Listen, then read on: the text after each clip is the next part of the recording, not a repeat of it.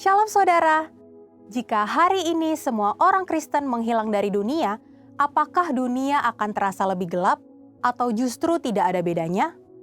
Pertanyaan tersebut membawa kita kembali kepada apa yang Tuhan Yesus ajarkan tentang siapa orang Kristen dan bagaimana seharusnya mereka hadir di dunia. Dalam Voice of Pentecost kali ini kita akan membahas garam dan terang di dunia yang gelap dan hambar. Khotbah Tuhan Yesus tentang garam dan terang dunia dipakai sebagai metafora untuk menggambarkan kehidupan orang Kristen yang memengaruhi dunia.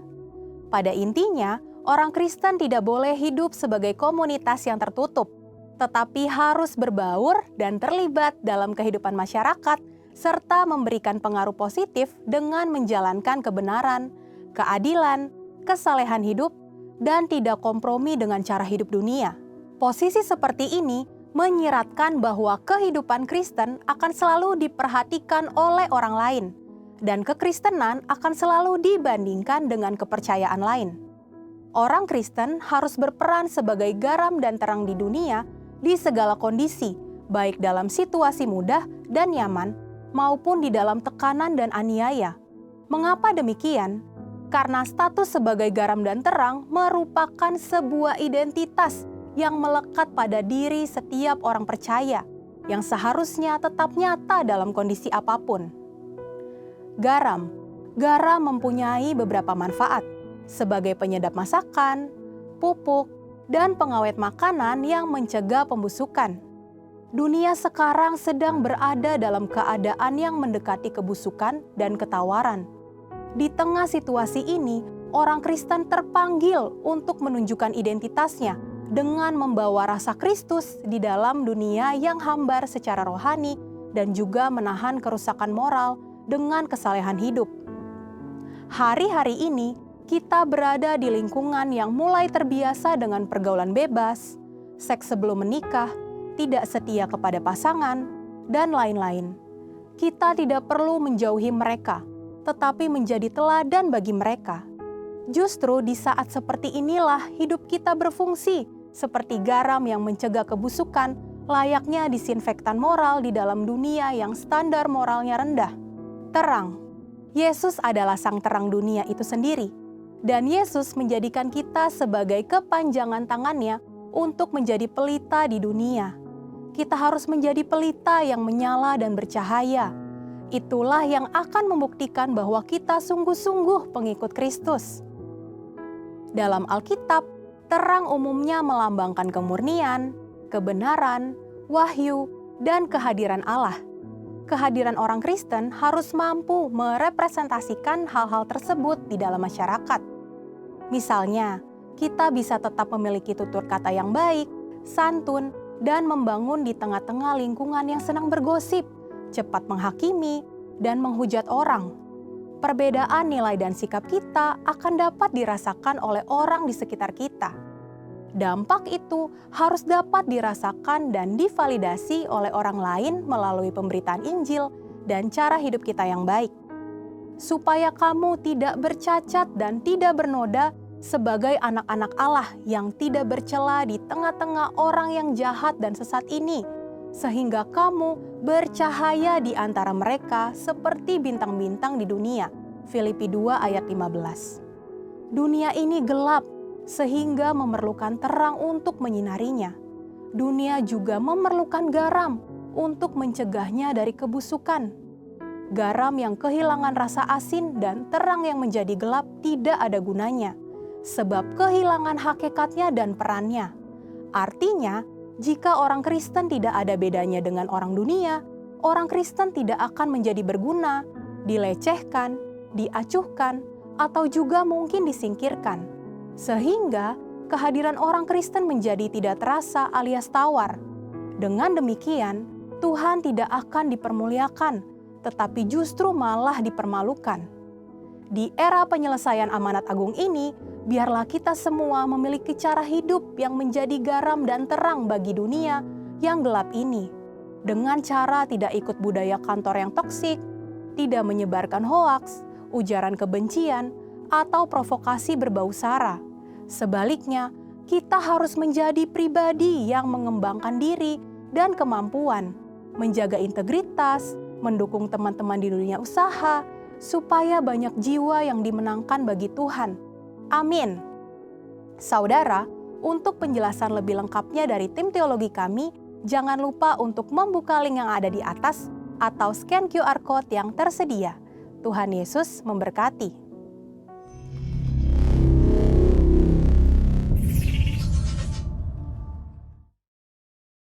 Atau scan QR Code yang tersedia. Tuhan Yesus memberkati.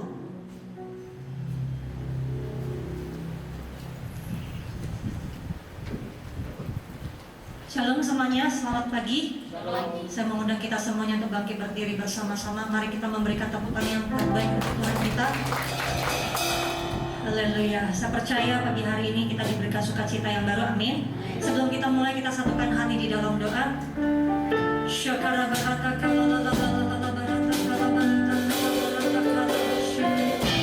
Kami bersyukur Tuhan.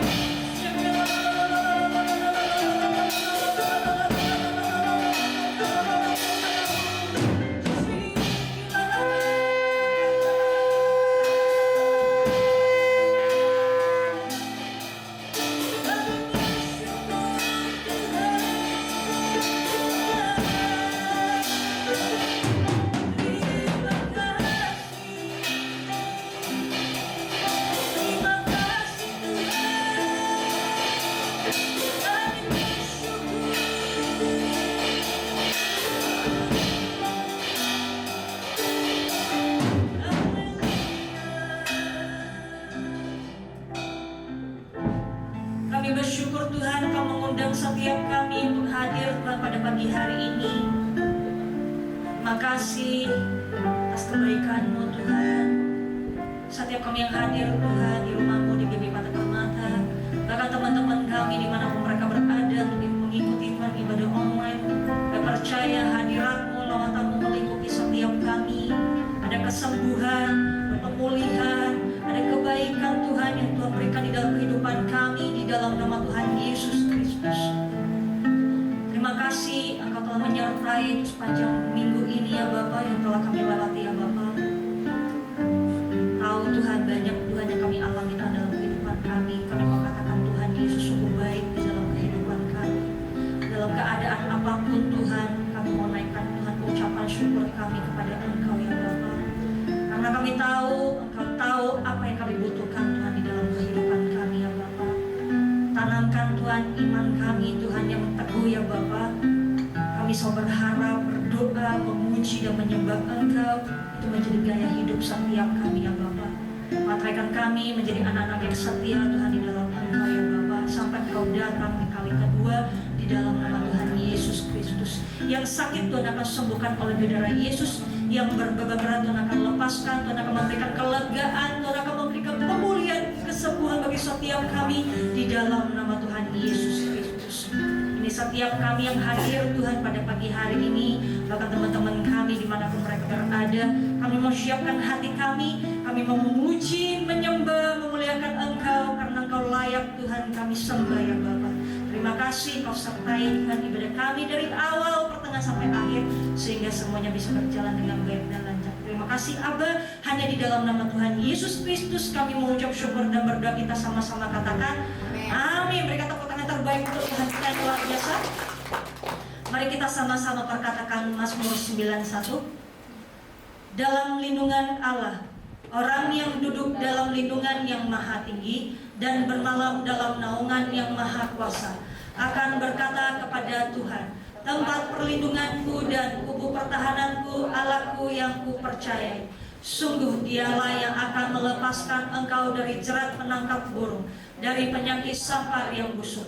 Dengan kepaknya ia akan menudungi engkau, di bawah sayapnya engkau akan berlindung.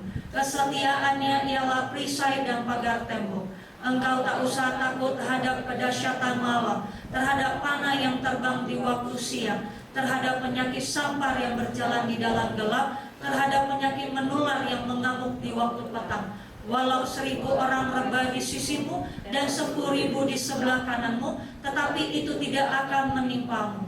Engkau hanya menontonnya dengan matamu sendiri dan melihat pembalasan terhadap orang-orang fasik. Sebab Tuhan ialah tempat perlindunganmu, yang maha tinggi telah kau buat tempat perteduhanmu. Malapetaka tidak akan menimpa kamu, dan tulah tidak akan mendekat kepada kemahmu. Sebab malaikat-malaikatnya akan diperintahkannya kepadamu untuk menjaga engkau di segala jalanmu. Mereka akan menentang engkau di atas tangannya, supaya kakimu jangan terantuk kepada batu. Singa dan ular tedung akan kau langkahi. Engkau akan menginjak anak singa dan ular naga. Sungguh hatinya melekat kepadaku, maka aku akan meluputkannya, aku akan membentenginya, sebab ia mengenal namaku. Bila ia berseru kepadaku, aku akan menjawab. Aku akan menyertai dia dalam kesesatan. Aku akan meluputkannya dan memuliakannya. Dengan panjang umur akan kukenyangkan dia, dan akan kuperlihatkan kepadanya keselamatan daripadaku. Amin. Berikan tepuk tangan terbaik untuk Tuhan kita yang luar biasa. Haleluya. Kemarin kita merayakan Kartini. Boleh ibu-ibu yang di samping kiri kanan atau bapak-bapak, salam ibu-ibu atau perempuan yang di samping, katakan selamat hari Kartini. Amin. Amin. Boleh disalam sekali lagi, selamat hari Kartini. Amin, amin. Bapak-bapak juga diberkati, amin. Tuhan kita ajaib, Tuhan kita dahsyat. Biar segala memuji menyembah Tuhan, amin. Amin. Kita angkat pujian bagi Tuhan kita luar biasa pagi hari ini, amin. Langit dan bumi akan memuji Tuhan, kita semua juga memuji Tuhan, amin.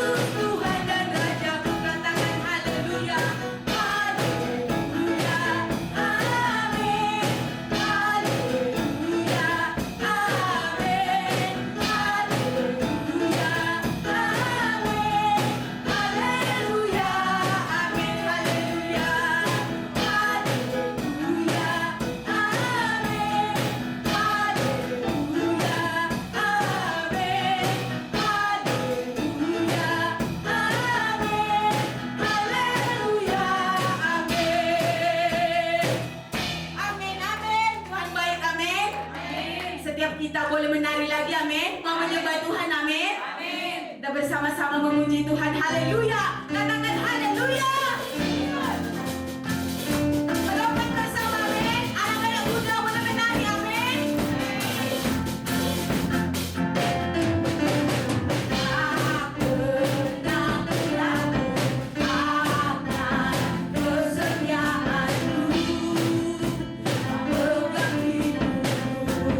sepenuh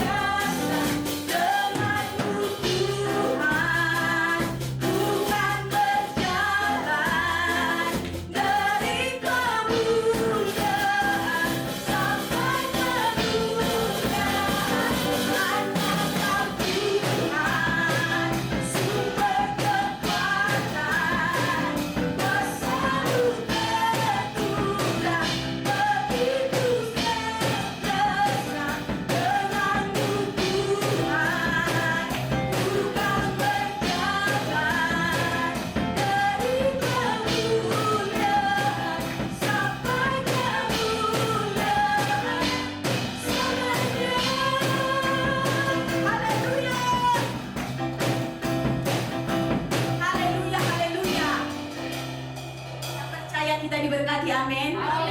Katakan kiri kanan, kamu diberkati hari ini.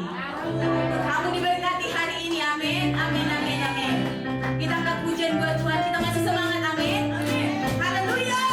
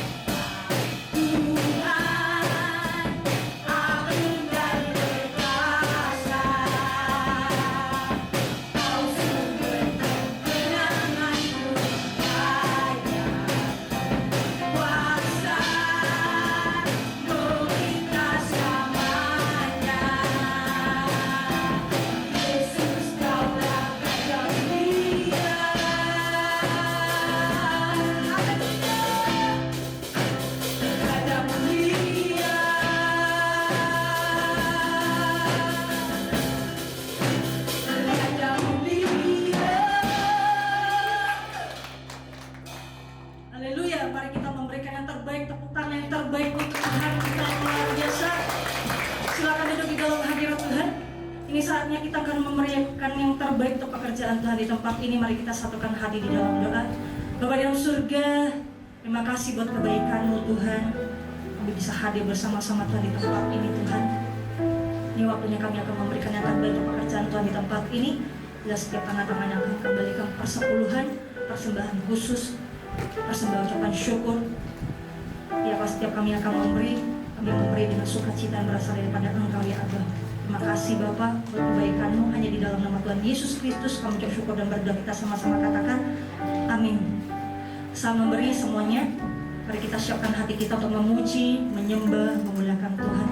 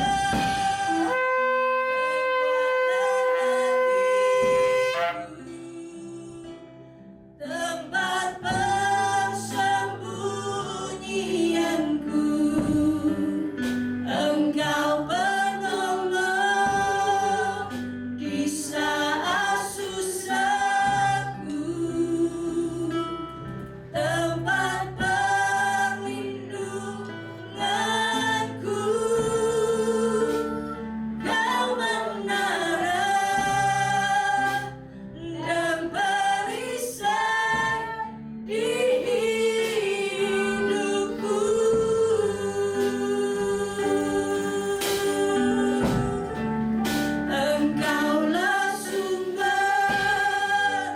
kekuatan hatiku,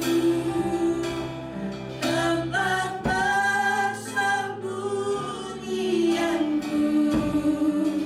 Engkau penolong di saat susahku,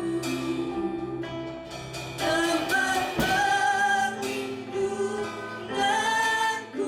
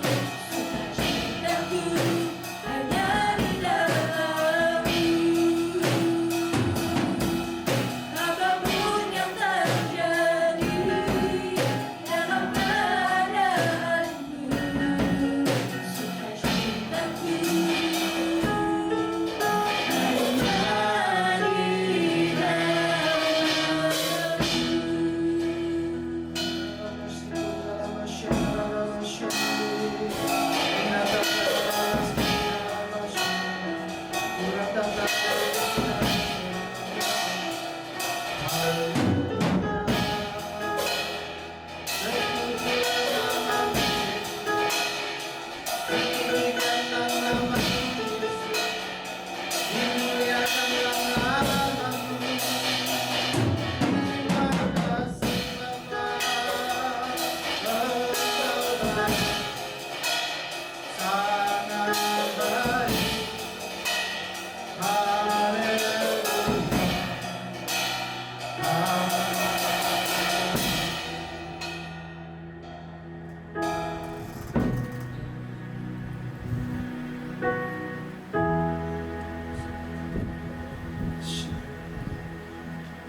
my life you have been faithful. All my life you have been so good. Every breath that I am able, I will sing of the goodness of God. All my life. All my life you have been faithful. All my life you have been so good. Every breath that I am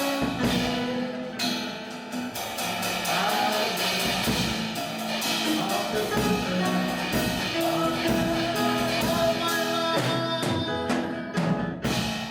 All my life you have been faithful. All my life you have been so good. Every breath that I am I will sing of the goodness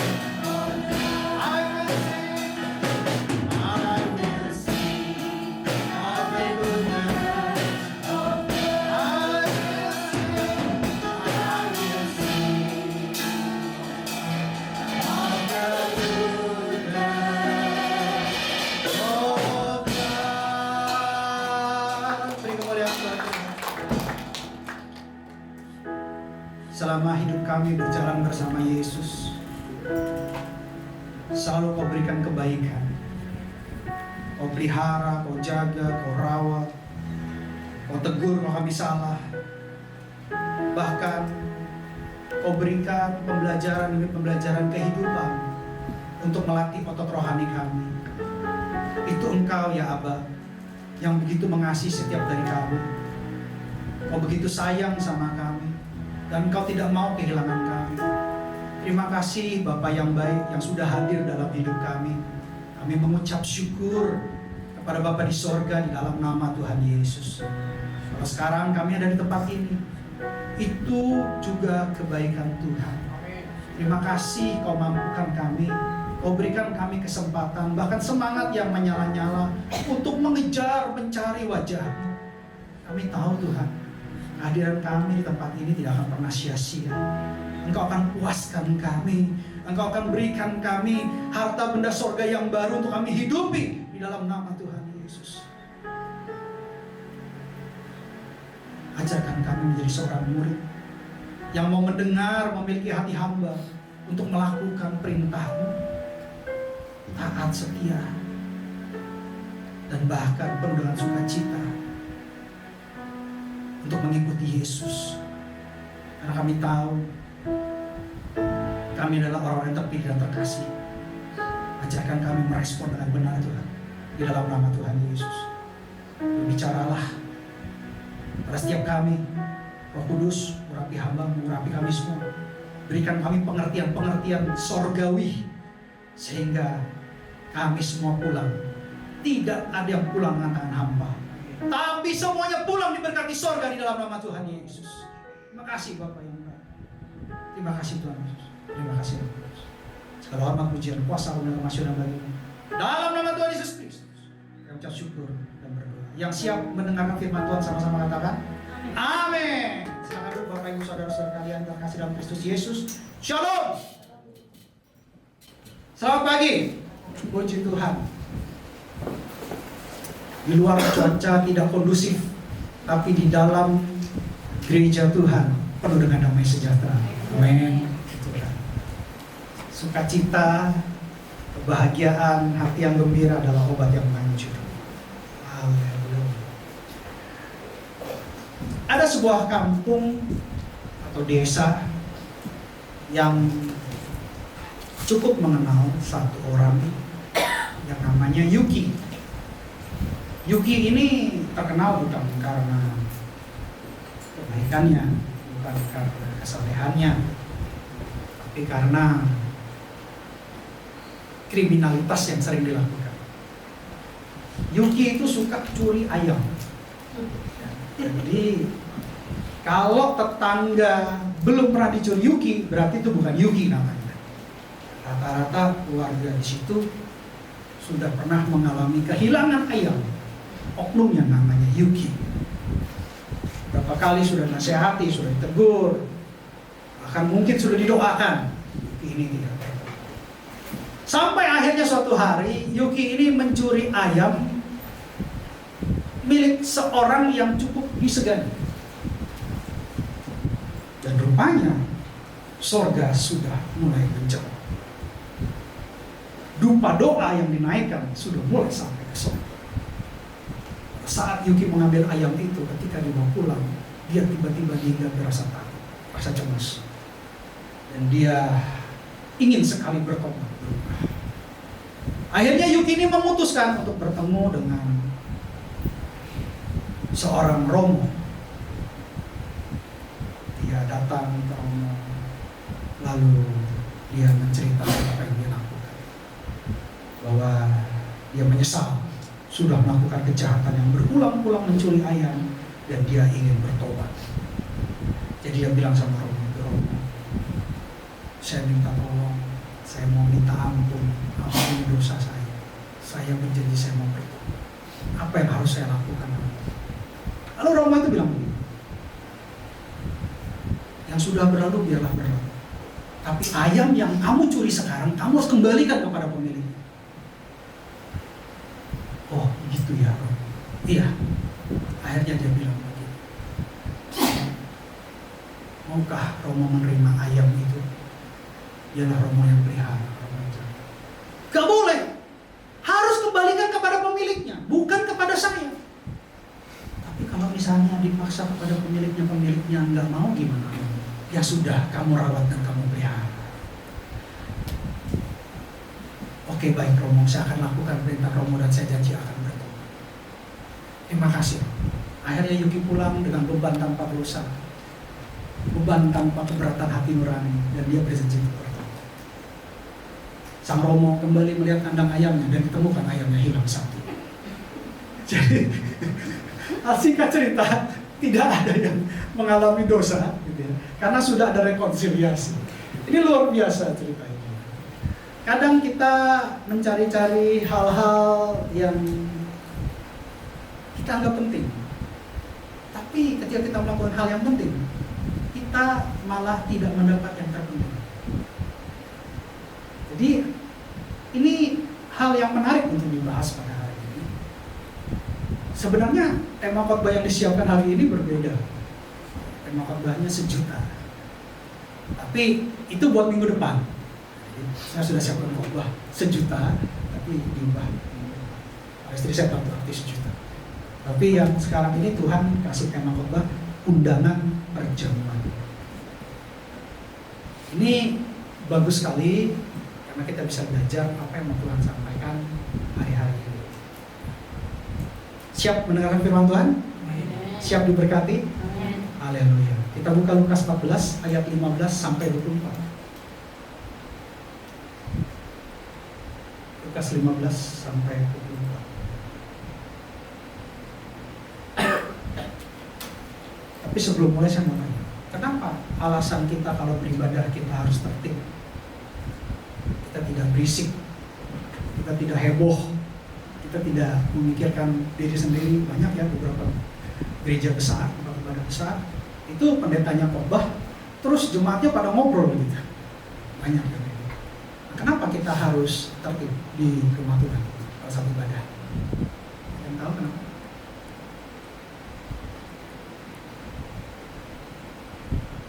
Ada yang jawab waktu guru sekolah minggu tanya ini seorang anak tua, supaya yang tidur tidak terganggu.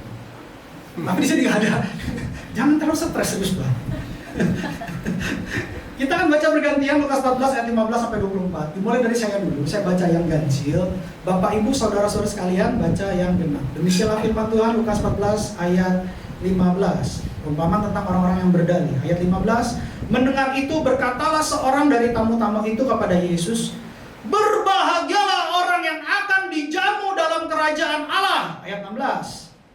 Lalu Yesus berkata kepadanya, ada seorang mengadakan perjamuan besar dan ia mengundang banyak orang. Ayat 17. Menjelang perjamuan itu dimulai, ia menyuruh hambanya mengatakan kepada para undangan, marilah, sebab segala sesuatu sudah siap. Ayat 18. Tetapi mereka bersama-sama minta maaf. Yang pertama kata kepadanya, aku telah membegalkan dan aku harus meninggalkannya. Aku minta maaf. Ayat 19. Yang lain berkata, aku telah membeli 5 pasang lembu kebiri dan aku harus pergi mencobanya. Aku minta dimaafkan. Ayat 20. Yang lain berkata, aku baru kawin dan aku tidak datang. Ayat 21. Maka kembalilah hamba itu dan menyampaikan semuanya itu kepada tuannya. Lalu murkalah tuan rumah itu dan berkata kepada hambanya, pergilah dengan segera ke segala jalan dan lorong kota dan bawalah kemari orang-orang miskin dan orang-orang cacat dan orang-orang buta dan orang-orang lumpuh. Ayat 22. Kemudian hamba itu mengatakan, apa yang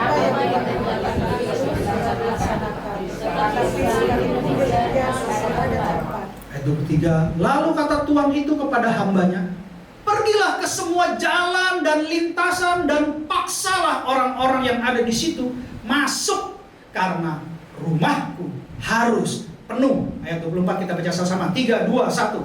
Sebab aku berkata kepadamu, tidak ada seorang pun dari orang-orang yang telah diundang itu akan menikmati jamuanmu. Demikianlah firman Tuhan. Ini menarik untuk dibahas. Ada beberapa bagian yang saya dapatkan, 4 bagian yang saya pelajari, dan Tuhan berbicara untuk kita semua melalui Roh Kudus-Nya. Bagian yang pertama, bahwa ada tuan rumah yang begitu besar, yang begitu luar biasa, yaitu Allah Sang Pencipta langit dan bumi, yang mengundang bangsa pilihannya dan bangsa-bangsa lain yang percaya kepadanya. Itu bagian pertama. Tuan rumah di sini mewakili Allah Sang Pencipta yang pada dasarnya ingin menyelamatkan manusia, yang pada dasarnya menyiapkan sorga buat kita, karena destiny kita, destiny manusia ciptaan serupa segambaran Allah harusnya ada di surga.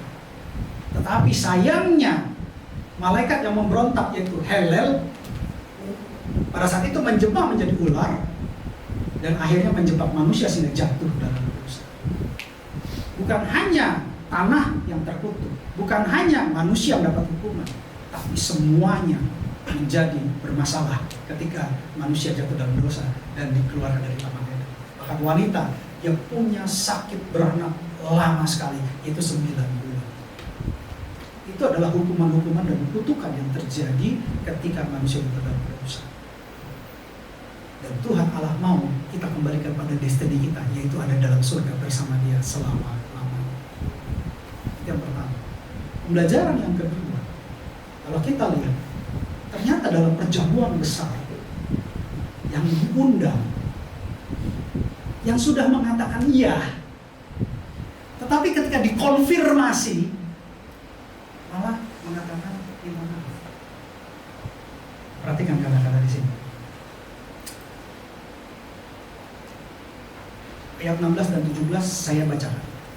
Tetapi Yesus berkata kepadanya, ada seorang mengadakan perjamuan besar dan ia mengundang banyak orang. Jadi sudah diundang. Ayat 17, menjelang perjamuan itu dimulai. Jadi orang yang sudah diundang, ketika perjamuan baru mau dimulai, dikonfirmasi. Menjelang perjamuan itu dimulai, ia menyuruh hambanya mengatakan kepada para undangan yang sudah diundang, marilah, sebab segala sesuatu sudah siap. Jadi waktu diundang, mereka semua bilang oke. Tapi ketika konfirmasi untuk datang, mereka minta dimaafkan. Mereka semua dikatakan di situ, mereka bersama-sama, ayat 18 itu, mereka bersama-sama minta maaf. Mereka memberikan alasan. Alasannya ada 3, nanti kita bahas. Tapi yang jelas, kalau kita undang orang, acara ulang tahun, atau mungkin acara-acara yang mau membagikan sukacita, pada saat kita undang, bilang oke. Tapi begitu harinya pada saat mau dimulai, mereka minta maaf. Kalau kita yang mengundang, kita yang punya pesta, sedih. Apalagi Tuhan Allah yang menyiapkan sorga buat kita. Itu pembelajaran yang dalam saya lihat. Karena saya sempat ada di posisi itu. Dan pilihan yang sulit. Karena ada 3 alasan yang menjadikan ini pilihan. Yang pertama, mengatakan bahwa dia baru beli ladang. Maka dia harus pergi untuk melihat. Ini adalah alasan. Kenapa? Bagaimana mungkin transaksi terjadi kalau belum pernah melihat? Kalau kita mau beli rumah, kita mau beli mobil, kita mau beli motor, pasti kita melihat dulu, cocok, baru kita bayar, kita lunasi. Tapi di sini dia minta maaf karena dia harus melihat ladang yang sudah dibeli. Lagi-lagi ini adalah alasan yang terlihat sebagai sesuatu yang penting, sehingga mengalahkan undangan dari sorga yang lebih penting dan terpenting. Yang kedua, itu beralasan bahwa dia telah membeli 5 pasang lembu yang dikebiri. Yang dikebiri itu biasanya tenaganya kuat. Kucing kalau dikebiri itu dia gemuk. Lembu kalau dikebiri dia kuat kerjanya. Ini berbicara tentang pekerjaan. Yang tadi berbicara tentang harta, yang kedua berbicara tentang pekerjaan. Tidak mungkin dia beli lembu itu tanpa dia cek terlebih dahulu. Pasti dia lihat dari fisik. Ini lagi-lagi alasan. Dan yang ketiga adalah tentang hubungan, kawin. Hubungan antara suami istri, hubungan antara kakak adik, hubungan persahabatan, hubungan pertemanan, hubungan apapun. Kalau dia menyatakan, saya baru aja kawin, saya nggak bisa datang. Kalau kita baru kawin, memang kita nggak bisa bawa pasangannya. Itu lagi-lagi alasan. Kadang 3 pilihan ini membuat kita menjadikan 3 hal ini penting, beralasan untuk hal yang penting, tapi meninggalkan yang terpenting. Pertama, harta milik. Yang kedua, pekerjaan. Yang ketiga adalah hubungan. Apa kata Alkitab tentang ini? Karena saya beberapa hari ini mendapat 2 rema secara khusus. Yang pertama, doakan sesuatu yang belum dilakukan. Lakukan sesuatu yang sudah didoakan. Itu rema pertama yang saya dapat dalam perenungan saya saat itu. Tiba-tiba suara itu, rema itu kuat sekali. Yang kedua, rema yang kedua. Berkat yang didatangkan Tuhan, berkat yang kita terima belum tentu berasal dari Tuhan atau bersifat yang baik. Dan bahkan hal-hal yang tidak baik yang kita alami itu bisa jadi dari Tuhan untuk kebaikan kita. Terjemahkan sendiri perkataan itu. Saya dapat 2 rema itu kuat sekali dalam 1 bulan terakhir. Karena saya mengalami dan saya juga akhirnya mengambil keputusan yang mungkin beberapa anggota keluarga saya tidak setuju, tapi saya ambil keputusan Tuhan. Kita buka Ulangan 8 ayat 18 sampai 20. Ini salah satu rema yang terngiang-ngiang di kuping saya berminggu-minggu. Ulangan 8 ayat 18 sampai 20. Yang sudah dapat katakan amin. Demikianlah firman Tuhan. Tetapi haruslah engkau ingat kepada Tuhan Allahmu, sebab dialah yang memberikan kepadamu kekuatan untuk memperoleh kekayaan, dengan maksud meneguhkan perjanjian yang diikrarkannya dengan sumpah kepada nenek moyangmu seperti sekarang ini. Ayat 19. Tetapi jika engkau sama sekali melupakan Tuhan Allahmu dan mengikuti Allah lain, beribadah kepadanya dan sujud menyembah kepadanya, Aku memperingatkan kepadamu hari ini bahwa kamu pasti binasa. Ayat 20. Seperti bangsa-bangsa yang dibinasakan Tuhan di hadapanmu, kamu pun akan binasa sebab kamu tidak mau mendengarkan suara Tuhan Allah. Allah lain di sini bisa berarti tadi harta milik, pekerjaan, hubungan. Kita menyembah, kita terikat dan terikat. Ini Allah lain. Sedangkan tiga ini didapat dari Tuhan. Saya sebutkan koneksi ini. Saya baru dapat tadi. Saya lagi perenungan di atas. Saya dapat tadi. Pertama, harta milik. Saya mau tanya. Ada dua jenis harta milik sebenarnya. Harta milik yang termaterai, harta milik yang akan habis seiring waktu. Saya ulang lagi. Kalau mau tahu harta milik itu dari Tuhan apa enggak, coba aja diuji. Harta milik itu termaterai, sampai kita punya anak, punya keturunan, harta itu tetap dimateraikan jadi milik kita. Atau harta itu habis seiring waktu. Tuhan kalau materaikan berkat buat kita, berkat ya, itu pasti termaterai. Mujizat pertama kata Pak Heron adalah pertobatan. Kalau Tuhan yang memberikan pertobatan itu pada kita, itu termaterai Bapak Ibu. Nggak akan masuk lagi kalau yang sama. Salah satu contoh.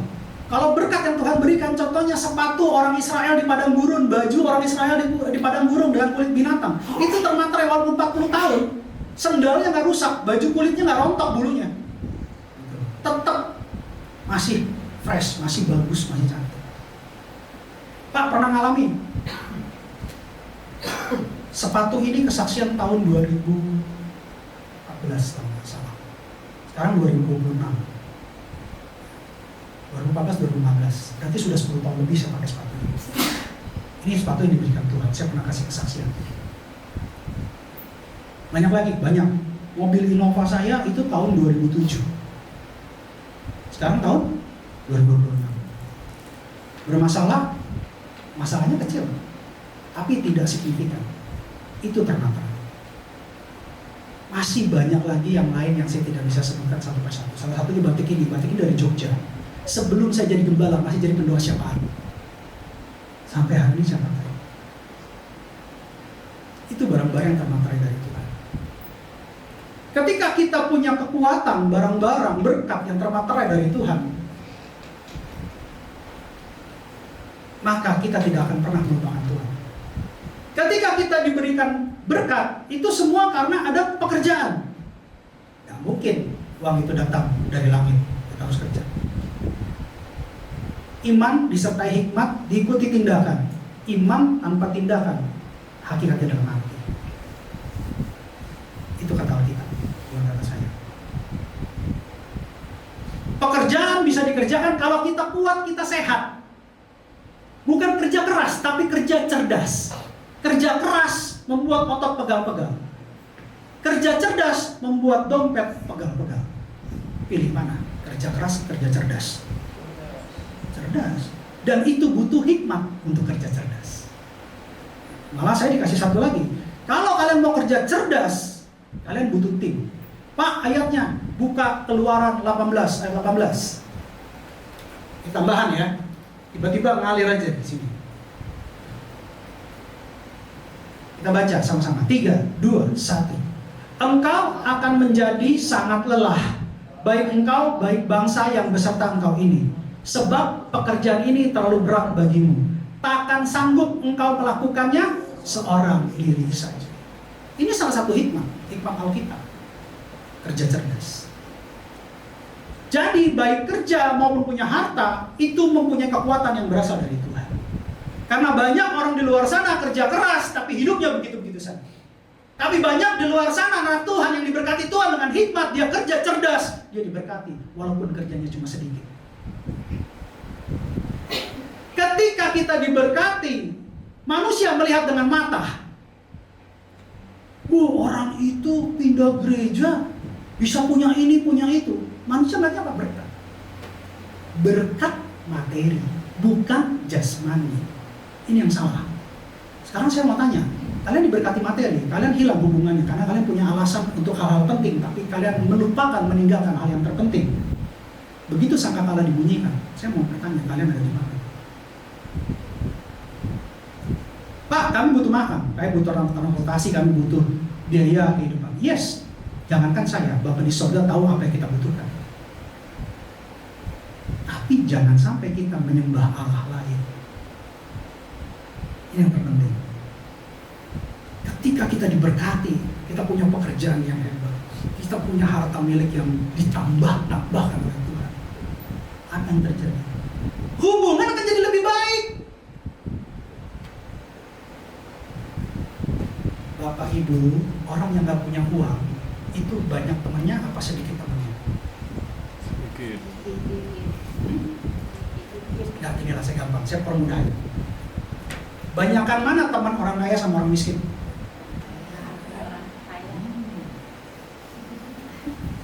Ketika kita ada pekerjaan besar, ketika kita diberkati dengan harta milik yang dipatrekan Tuhan, apa yang terjadi? Hubungan itu seperti semut datang mencari gula. Benar atau benar? Benar. Kalau susah, gimana orang itu? Jangankan teman, keluarga juga gak ada yang bawa datang. Takut diberi kesusahan. Ini semua 3 hal ini datangnya dari mana? Kalau sampai kita dapat 3 ini tapi kita melupakan Tuhan, itu sama aja kita dikasih gaji sama bos kita, kita dikasih berkat sama bos kita, tapi habis itu kita meninggalkan bos kita. Kita mempunyai alasan-alasan yang kita anggap penting buat diri kita, tapi kita melupakan hal yang terpenting, yaitu undangan perjamuan dari Tuhan besar, Sang Pencipta Allah langit dan bumi, yang mau kita terus merespon tanpa syarat, tanpa penundaan. Itu yang kedua. Jangan sampai kita memikirkan hal yang kita anggap penting, tapi kita kehilangan yang lebih penting dan terpenting. Ingatlah kata saya, Pak, Bapak gimana? Silakan tanya Ibu. Ibu ada di sini, kalau dia main-main dengan saya khotbah berarti saya pembohong.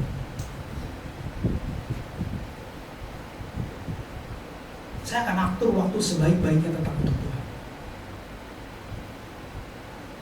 Ingat, manusia melihat dengan mata, kalian boleh melihat dengan mata. Kecuali saya tepar, tapi kalau saya tepar pun jarang, Tuhan nggak izin untuk saya tepar. Ada 1 kali 2 kali, tapi dalam berapa puluh tahun, kita mau 10 tahun ya, jadi mau 10 tahun ya. Saya tetap komitmen sama Tuhan, saya tidak melupakan Tuhan saya. Karena Dia yang kasih kekuatan saya untuk mendapatkan semuanya. Termasuk keluarga ini, termasuk pembaharuan di anggota keluarga saya. Itu semua dari Tuhan, bukan dari saya. Kalau dari saya nasihatin sampai capek, sampai berbusa, belum tentu ada pembaharuan. Tetapi karena Tuhan yang baik, istri saya, anak-anak saya semua diperbaharui, termasuk saya. Hal yang ketiga, itu hal yang kedua. Jadi hal yang pertama tentang hal yang ketiga. Sekalipun undangan yang tadinya mengatakan ya, tiba-tiba berubah statusnya menyatakan tidak. Perjamuannya tetap diselenggarakan nggak? Diselenggarakan. Artinya perjamuan besar di sorga nanti itu tidak akan pernah ditunda, diundur, di-cancel oleh karena yang menolak undangan. Nggak bakal ditunda. Tuhan kita tuh kekal. Sekali Dia berfirman, Dia tidak akan menjilat kembali atau merubah firman-Nya atau tidak melakukan firman-Nya. Dia kekal. Dia Allah yang maha kekal. Tidak ditopang oleh siapapun, tidak butuh siapapun, karena keberadaannya kekal. Perjamuan itu tidak akan ditunda, Bapak Ibu Saudara-saudara sekalian. Tetap Yesus akan datang, perjamuan besar itu akan terjadi.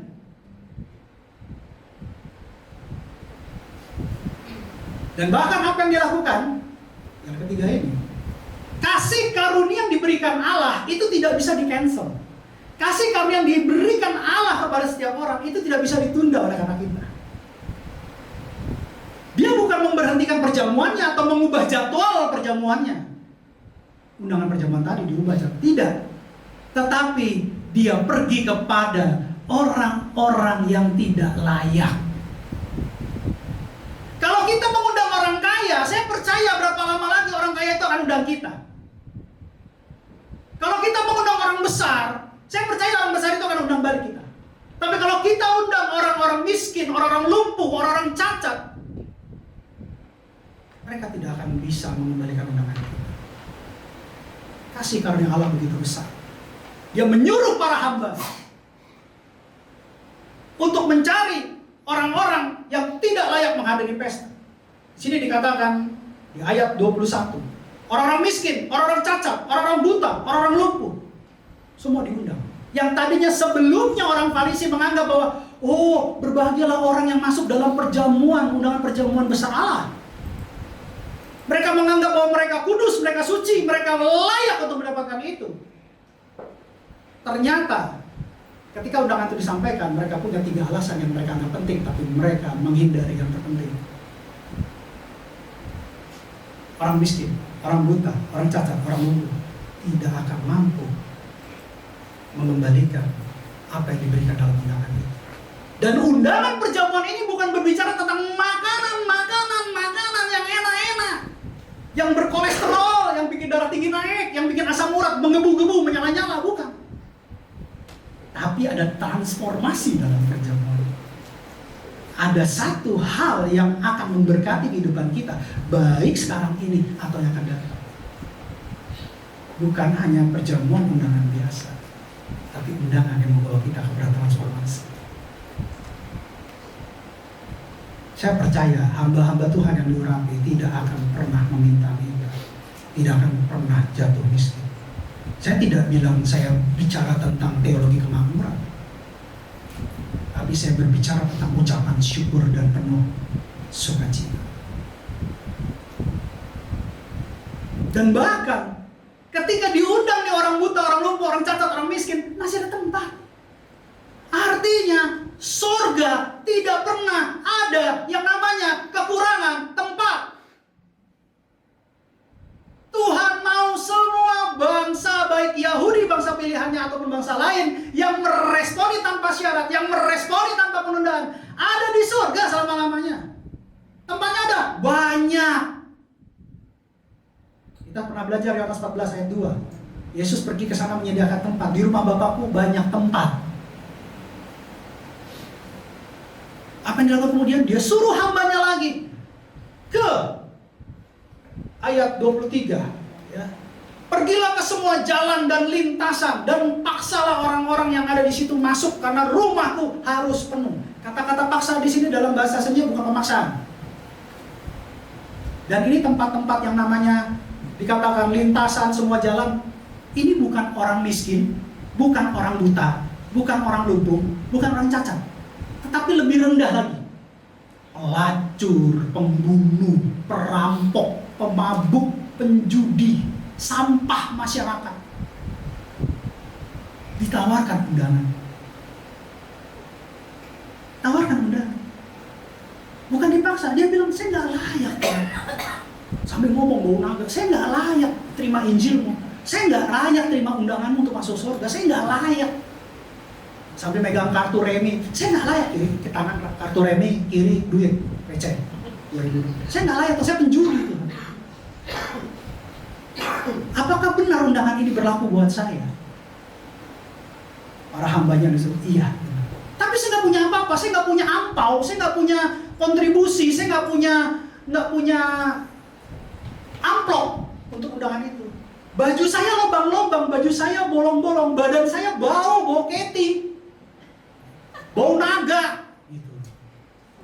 Apakah saya layak datang ke undangan perjamuan besar?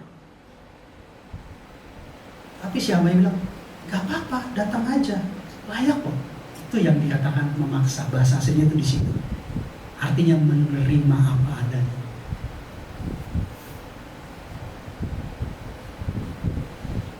Perjamuannya tidak ditunda. Kasih karunia tidak dibatasi. Kasih karunia tidak bisa digagalkan. Cuma diarahkan kepada siapa yang mau menerima. Yesus tidak pernah memaksa. Tuhan kita selalu. Dia baik, sangat amat baik sama kita. Dari sini kita belajar persyaratan untuk ikut undangan adalah tanpa penundaan. Gak perlu lihat status sosial. Saya sudah latih di sini keluarga kecil PB Pantai Permata. Gak apa-apa kita kecil, karena yang kecil akan Tuhan jadikan besar. Itu prinsip surga.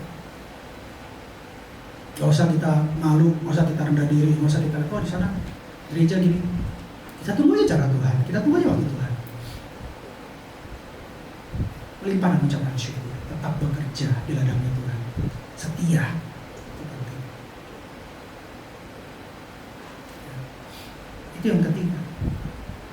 Jadi Tuhan mau kita semua terundang, dan kita tahu bukan hanya mereka yang terundang, kita juga diundang. Amin. Ya, jangan ada penundaan. Respon. Yang keempat yang kita bisa belajar adalah bahwa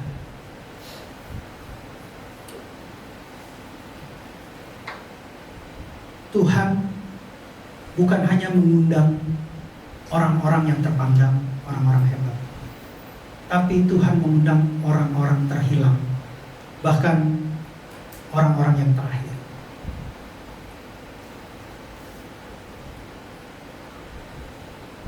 Jangan sampai undangan itu menjadi sia-sia.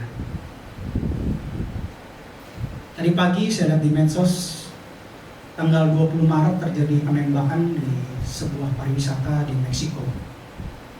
Ya, di piramid, ada piramid namanya susah, apa? Susah lah namanya. Jadi orang itu berbaur dengan para wisatawan, lalu mengangkat senjata dan menembak banyak orang, membagi kota. 20 orang dikabarkan meninggal, belum lagi luka di Meksiko. Gue coba cari, baru aja dipublish. Dan kita juga melihat beberapa chaos yang terjadi di beberapa daerah di Indonesia. Ojol ribut dengan mahasiswa salah satu kampus. Belum lagi kasus gereja GBI yang diusur. Masih banyak lagi kejadian-kejadian yang kita pernah ngerti, dan terus terang kita juga ikut bersedih dengerin kayak gitu. Karena kita doakan bangsa, kita doakan kota. Tapi semua itu Tuhan izinkan. Kalau sampai kita diberkati, kita melupakan Tuhan, itu berarti bukan dari Tuhan. Tapi kalau ada masalah dan kita anggap itu dari musuh, lalu kita bilang Tuhan jahat, itu belum tentu juga. Dari musuh, ya. Tapi Tuhan izinkan, ya. Saya diingatkan Tuhan waktu saya belajar khotbah ini tentang pajak. Jadi sekarang pajak sudah mulai mencek penggunaan kartu kredit. Jadi kalau kita lapor, ya biasa-biasa saja pemasukan kita, pengeluaran kita. Tapi ternyata di kartu kredit kita banyak transaksi yang wow, luxury, mewah. Maka itu akan ada pengecekan dari pajak. Jadi sekarang serba digital, jejak digital itu menjadi satu tanda bukti kita melakukan apa. Hati-hati. Sekarang senang-senang aja punya barang, saya beli rumah, saya beli mobil, saya beli motor. Tapi saya nggak punya istri baru, istri tetap lama katanya. Saya itu istrinya nggak ganti. Nah itu kalau pas balik nama ke kita, itu pasti kena pajak. Artinya disorot pajak. Kemarin ada beberapa orang yang sudah kena sanksi penalti dari kantor pajak. Saya ikutin kasus ini karena puji Tuhan, saya hamba Tuhan yang masih ada di marketplace. Jadi kalau misalnya ada jemaat saya, anak saya yang beli ini, beli itu, biasanya saya kasih nasihat. Bukan terus, wih keren, saya punya jemaat yang diberkati. Saya nggak begitu. Saya selalu memberikan masa depan, menceritakan masa depan tentang apa yang sudah saya alami, jangan sampai kalian alami. Saya ajarkan Bagaimana kalian mempunyai masa depan yang baik penuh dengan damai sejahtera, bukan ketakutan.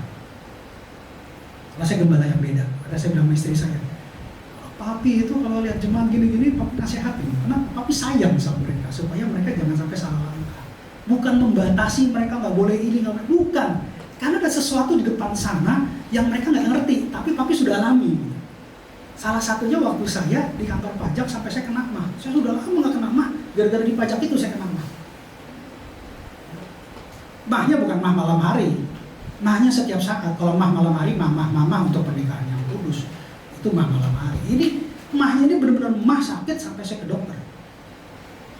Dan akhirnya saya memutuskan perusahaan saya ditutup.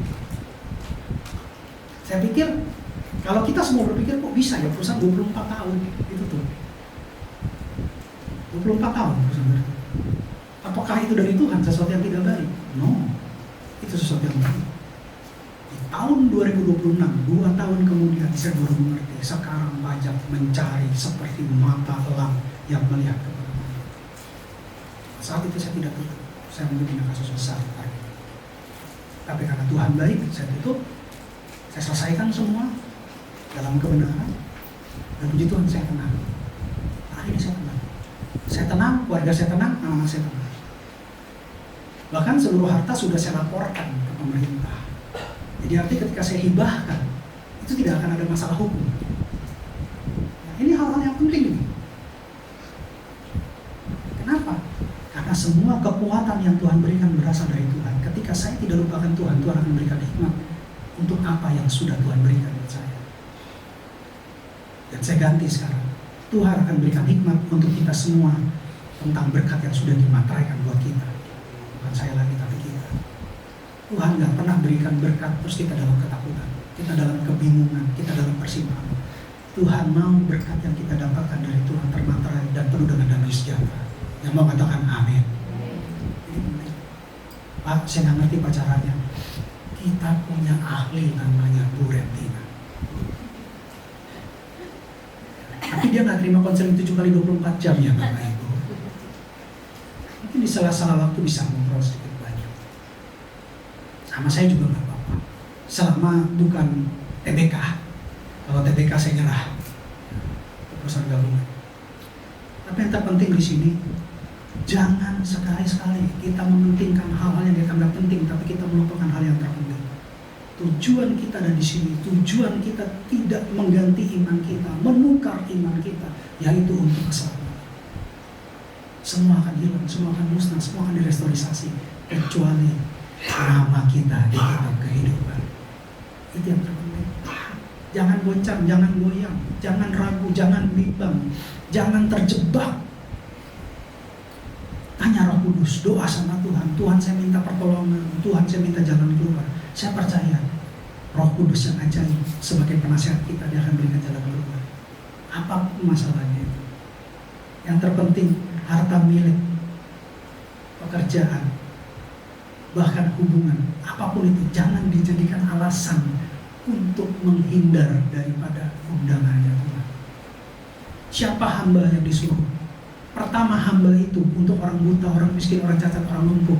Itu adalah berbicara tentang Yesus, anak yang memiliki hati hamba, mati di kayu salib untuk menyelamatkan manusia. Siapa hamba kedua yang berikutnya disuruh untuk ke lorong-lorong, ke jalan-jalan? Itu adalah murid-murid Yesus yang memiliki hati hamba untuk memberitakan Injil, memberitakan kabar baik, memberitakan undangan sorga untuk menyelamatkan dan keselamatan selama-lamanya. Itu tugas buat kita semua. Jadi ini penting. Pesan hari ini penting. Buat yang diundang dan buat kita yang diundang. Hari ini kita belajar sesuatu, nasihat yang penuh dengan kasih. Karena Tuhan mau kita semua ada di surga. Kita semua namanya tercatat dalam kitab kehidupan. Itu penting. Pak, caranya gimana mengetahui nama kita tercatat dalam kitab kehidupan? Saya pernah khotbahkan dulu. Nanti kapan-kapan saya khotbahkan lagi. Saya doanya gitu, selalu tiap hari, Tuhan tolong saya dan anggota keluarga saya tetap tercatat dalam kitab kehidupan.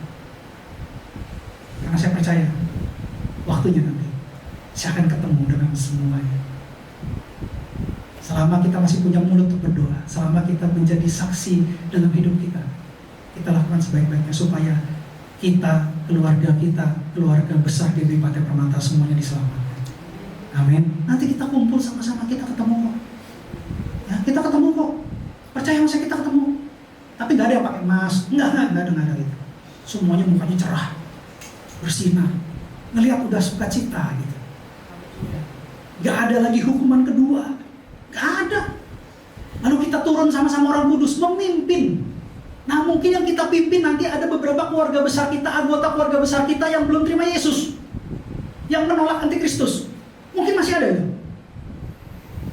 Jadi jangan putus harapan. Aduh, anggota keluarga besar saya belum dipulihkan. Yang penting kita dulu. Kita kan pegang prinsip, satu orang diselamatkan, sisi rumah selamat. Ketika kita diselamatkan, kita kembali dengan tubuh kemuliaan. Sudah tidak ada lagi keyakinan manapun.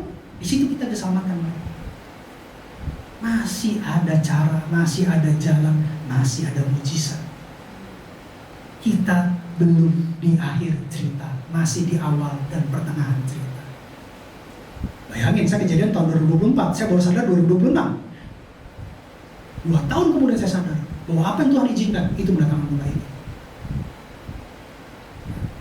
Mulai hari ini, pastikan bahwa kita yang diundang meresponi tanpa penundaan. Amin. Ya. Bilang kiri kanan, kamu diundang Tuhan. Ya, yang penting ya. Apapun kita bisa siasati dengan nikmat dari Tuhan. Ya, jangan khawatir, jangan takut saya kekurangan waktu saya. Jangan. Percaya saya. Ketika kita mengakomodasi waktu dan bahkan menggunakan seluruh sumber daya kita untuk sesuatu, hati kita itu ada di situ. Hati kita ada di situ. Jadi pastikan kita berikan buat Tuhan.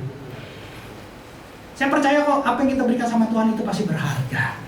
Amin. Tuhan Yesus memberkati. Bapak Ibu saya undang Tuhan berdiri, pemusik saya undang Tuhan maju ke depan.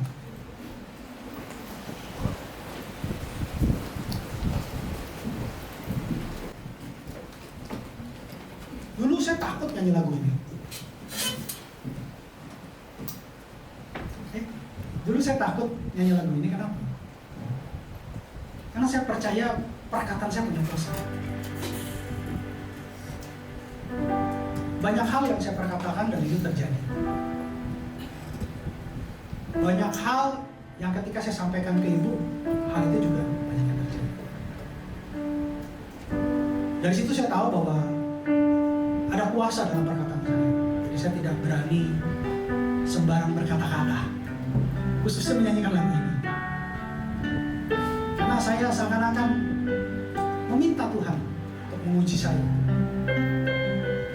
Tapi malam tadi sebenarnya saya mau nyanyikan sejuta rasa. Saya nggak bisa tidur, saya gelisah, saya nyanyikan lagu itu berulang-ulang tidak masuk. Tiba-tiba Tuhan bilang, aku mau menyanyikan lagu ini. Saya gemetar, tapi begitu nyanyi lagu ini, saya merasakan sukacita yang luar biasa dari Tuhan. Dan saya merasakan kebaikan Tuhan. Jangan sampai dari diri kita mengganti Tuhan dengan uang, menukar Tuhan dengan kesibukan, pekerjaan, harta, dengan hubungan. Prioritaskan Tuhan. Tuhan lebih dari segalanya.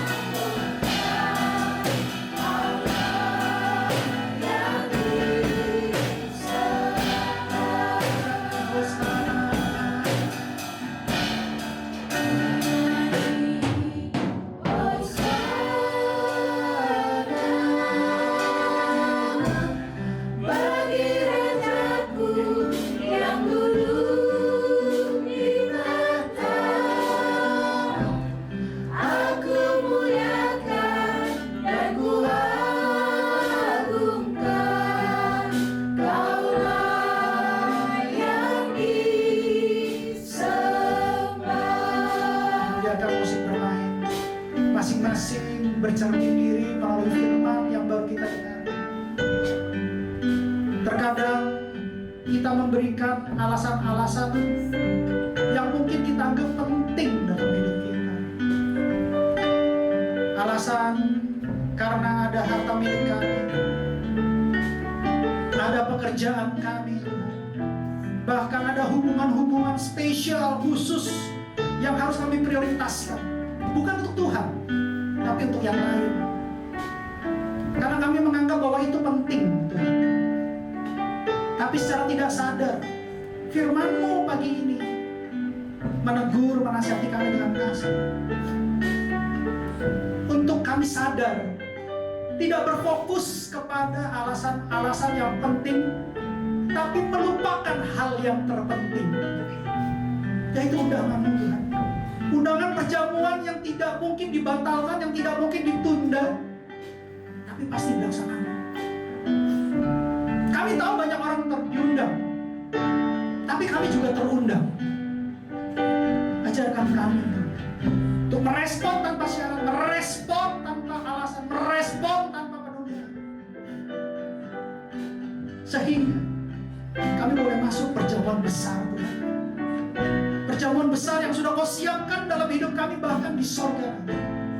Karena kami tahu hidup kami sementara dan hidup kami berharga di hadapan. Engkau mau Tuhan kami sadar, Engkau mau Tuhan kami mengerti, Engkau mau Tuhan kami merespon. Karena kami percaya Engkau mengasihi setiap dari kami, Tuhan. Roh Kudus, kami tidak mampu, kami tidak kuat, kami terbatas. Tapi satu hal yang pasti, Engkau berbicara hari ini, Engkau yang menyatakan bahwa Engkau lebih besar dari segalanya. Berikan kami hikmat, berikan kami iman, berikan kami tindakan yang mengikuti semua itu, sehingga rumah Bapa di sorga harus penuh, harus penuh. Itu firman.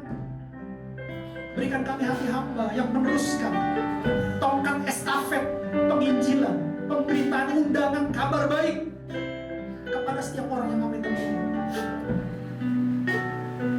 Tuhan, terima kasih buat firman. Selidiki hati kami, puji kami.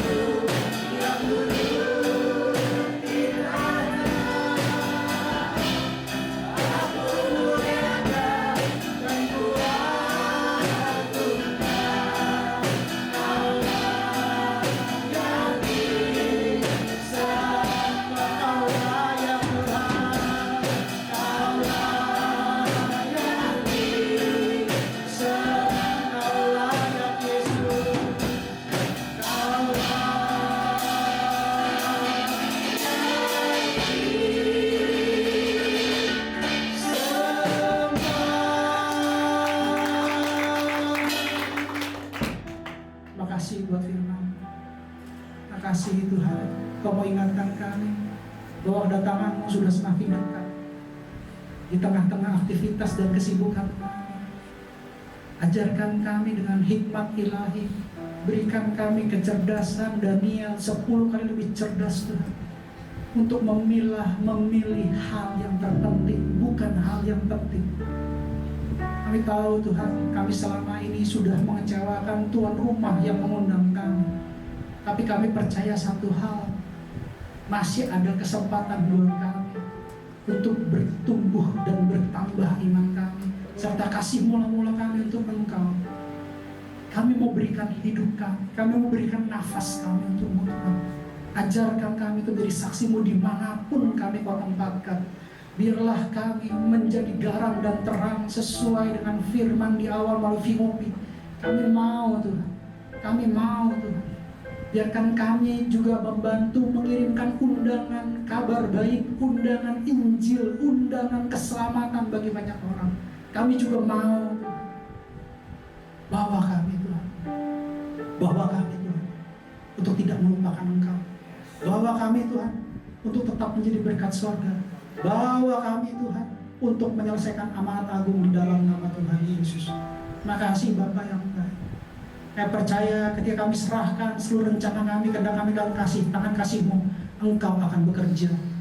Sekalipun mata kami belum melihat, tapi kami percaya Tuhan kami mendatangkan kebaikan, bekerja dalam segala hal untuk mendatangkan kebaikan buat kami semua di dalam nama Tuhan Yesus. Terima kasih Bapa yang baik. Terima kasih buat firman-Mu. Materaikan, ajarkan kami berhikmat untuk melakukan hal yang Kau inginkan di dalam nama Tuhan Yesus. Mari kita buka kedatangan kita dan pintu hati kita di hadapan Tuhan. Kekasih Kristus, sama seperti Engkau membuka kedua tangan-Mu dan pintu hati-Mu di hadapan Tuhan, pintu surga terbuka di hadapan-Mu. Puanglah dan terimalah berkat pengudusan, berkat keselamatan, berkat kesehatan, berkat kelimpahan dalam segala kebaikan, berkat kemenangan, berkat keberhasilan, berkat keberuntungan, berkat Abraham, Ishak dan Israel, serta kasih karunia yang berlimpah-limpah dan shalom dari Allah kita, Bapa kita di surga, dan Tuhan kita Yesus Kristus yang bersama yang manis bersama dengan Roh Kudus mulai saat ini sampai Tuhan Yesus sendiri yang akan menjemput kita semua pribadi lepas pribadi sampai Maranatha, bahkan sampai selama-lamanya. Setiap kita yang sudah menerima berkat dari Tuhan sama-sama katakan amin. Sampai hari ini kita berkati. Shalom.